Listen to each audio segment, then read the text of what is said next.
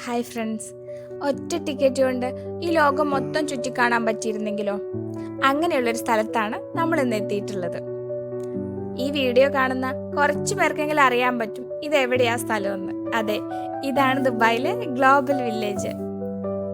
Global village എന്ന് പറയുമ്പോൾ ഈ ലോകത്തിലെ 90-ലധികം രാജ്യങ്ങളുടെ സംസ്കാരവും അവരുടെ ഭക്ഷണ രീതികളും ഷോപ്പിങ്ങും എല്ലാം നമുക്ക് ഒരു സ്ഥലത്ത് എക്സ്പീരിയൻസ് ചെയ്യാൻ പറ്റുന്ന വളരെ കളർഫുൾ ആയിട്ടുള്ള വൈബ്രൻ്റ് ആയിട്ടുള്ള സ്പോട്ട്.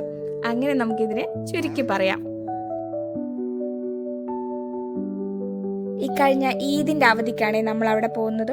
അതുകൊണ്ട് തന്നെ കറക്റ്റ് സമയത്തിനൊക്കെ അവിടെ എത്തി. വൈകിട്ട് 4 മണി മുതൽ രാത്രി 12 മണി വരെയാണ് ഇവിടുത്തെ ടൈമിംഗ് ഉള്ളത്.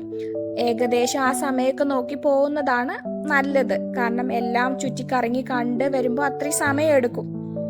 നമ്മൾ ഉള്ളിൽ കയറുന്ന സമയത്ത് ടിക്കറ്റിന് ഒരുപാട് ഓഫറൊക്കെ ഉണ്ടായിരുന്നു. പക്ഷെ നമുക്ക് ആർക്കും അതിനെക്കുറിച്ചൊരു ധാരണ ഇല്ലാത്തതുകൊണ്ട് ഫുൾ പേയ്മെൻ്റ് ഒക്കെ കൊടുത്ത് ടിക്കറ്റ് എടുത്താണ് ഉള്ളിൽ കയറുന്നത്. ഉള്ളിൽ കയറുമ്പോഴും ഒരുപാട് ലൈവ് ഷോകളും എല്ലാം അവിടെ നടക്കുന്നുണ്ട്. പക്ഷെ ഒട്ടും തിരക്കില്ല, ബഹളമില്ല. അപ്പോൾ നമ്മൾ വിചാരിച്ചു നമ്മൾ നേരത്തെയാണ്, അതുകൊണ്ടാണ് തിരക്കൊന്നും ഇല്ലാത്തത് എന്നാണ്. ആദ്യം കയറുന്നത് പാകിസ്ഥാൻ പവലിയനിലാണ്. അവിടെ കയറി കഴിഞ്ഞ് ജ്യൂസും ചാട്ടൊക്കെ നമ്മൾ കഴിക്കാൻ തുടങ്ങുമ്പോഴാണ് നമ്മളൊരു കാര്യം മനസ്സിലാക്കുന്നത്, നമുക്കൊന്നും സഹിക്കാൻ പറ്റാത്തത്ര ചൂടാണ് ഓരോ പവലിയനിലുള്ളതെന്ന്. ഇതിപ്പോൾ പാകിസ്ഥാൻ ആയതുകൊണ്ടല്ല ചൂട്, പൊതുവേ എല്ലാ പവലിയനിലും ഭയങ്കര ചൂടായിരുന്നു. ഈ ഒരു കാലാവസ്ഥയുടെ ആയിരിക്കണം. അതുകൊണ്ട് തന്നെ തക്കു കരയാൻ തുടങ്ങി. കരഞ്ഞ് ഞാൻ ഇതുവരെ കണ്ടിട്ടും കേട്ടിട്ടും ഇല്ലാത്ത അത്ര കരച്ചിലായിരുന്നു. സമാധാനിപ്പിക്കാൻ വേണ്ടി പല വഴികളും നോക്കി, പല സ്റ്റോളുകളിലും കുഞ്ഞു കുഞ്ഞു സാധനങ്ങളൊക്കെ കാണിച്ചൊക്കെ കൊടുത്തു. പക്ഷെ ഒരു രക്ഷയുണ്ടായിരുന്നില്ല. അതുകൊണ്ട് തന്നെ പുറത്തിറങ്ങി, എത്രയും പെട്ടെന്ന് പുറത്തിറങ്ങി.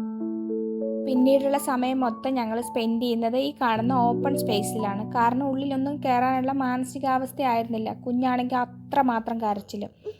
പിന്നെ ഫോട്ടോ എടുക്കാനൊക്കെ പറ്റിയ നല്ല സ്പോട്ടാണ്. നമ്മളുടെ ഫേസും സ്കിന്നിൻ്റെ ടെക്സ്ചറൊക്കെ ഈ ഒരു കളറിൽ ഇത്രയും ലൈറ്റിൽ വരുമ്പോൾ ഭയങ്കര അടിപൊളിയായിട്ട് ഫീൽ ചെയ്യും. പിന്നെ വേർത്തങ്ങ് ഒഴുകുമായിരുന്നു, ഒഴുകി ആകെ ചുമന്നൊക്കെ ഇരിക്കുമായിരുന്നു.